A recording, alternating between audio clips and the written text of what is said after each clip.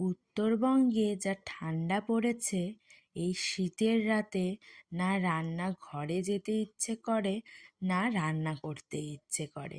কিন্তু আমাদের তো খাবার খেতেই হবে।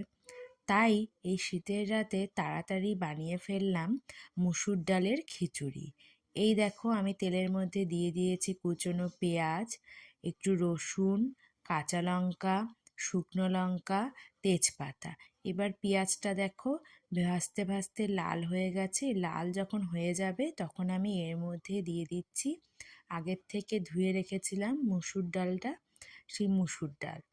এবার মুসুর ডাল দিয়ে আমি পেঁয়াজ আর মুসুর ডাল ভালো করে মিশিয়ে নিচ্ছি।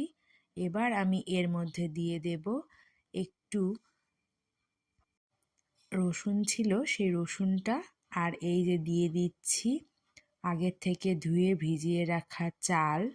এই চালটা দিয়ে চাল ডাল ভালো করে আমি এই দেখো মিশিয়ে নিচ্ছি। এবার আমি এর মধ্যে একটু হলুদ দিয়েছি।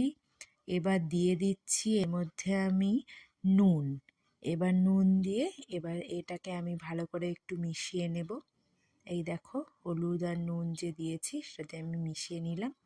এরপর আমি এর মধ্যে দিয়ে দিচ্ছি এই যে গরম জল। গরম জল দিলে একটু ভালো হয় স্বাদটা, তাই গরম জল।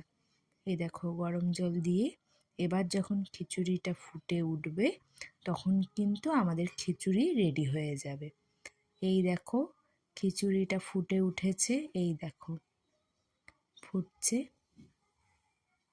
এই দেখো, আমাদের খিচুড়ি প্রায় রেডি। প্রায় বললে ভুল হবে, আমাদের খিচুড়ি রেডি।